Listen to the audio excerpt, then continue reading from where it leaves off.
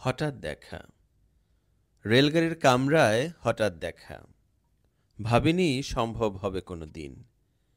আগে ওকে বারবার দেখেছি, লাল রঙের শাড়িতে, ডালিম ফুলের মতো রাঙা।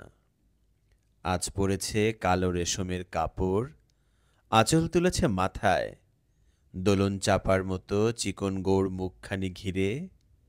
মনে হলো কালো রঙে একটা গভীর দূরত্ব ঘনিয়ে নিয়েছে নিজের চারদিকে, যে দূরত্ব সর্ষে ক্ষেতের শেষ সীমানায়, শালবনের নীলাঞ্জনে। থমকে গেল আমার সমস্ত মনটা। চেনা লোককে দেখলাম অচেনার গাম্ভীর্যে। হঠাৎ খবরের কাগজ ফেলে দিয়ে আমাকে করলে নমস্কার, সমাজবিধির পথ গেল খুলে, আলাপ করলেম শুরু। কেমন আছো, কেমন চলছে সংসার, ইত্যাদি। সে রইল জানালার বাইরের দিকে চেয়ে, যেন কাছের দিনের ছোঁয়াচ পার হওয়া চাহনিতে। দিলে অত্যন্ত ছোট দুটো একটা জবাব, কোনোটা বা দিলেই না। বুঝিয়ে দিলে হাতের অস্থিরতায়, কেন এসব কথা?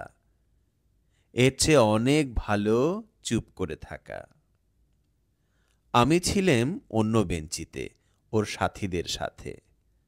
এক সময়ে আঙুল নেড়ে জানালে কাছে আসতে।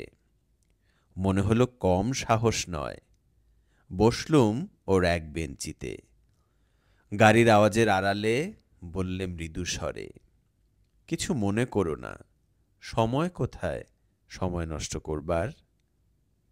আমাকে নামতে হবে পরের স্টেশনেই।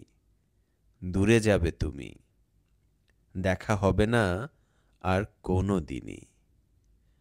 তাই যে প্রশ্নটার জবাব এতকাল থেমে আছে, শুনবো তোমার মুখে। সত্য করে বলবে তো?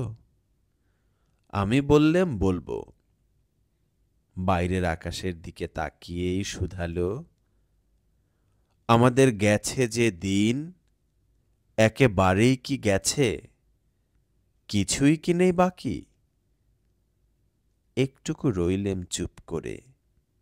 তারপর বললেম, রাতের সব তারাই আছে দিনের আলোর গভীরে।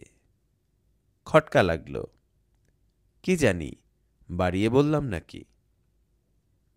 ও বললে, থাক, এখন যাও ওদিকে। সবাই নেমে গেল পরের স্টেশনে, আমি চললেম একা।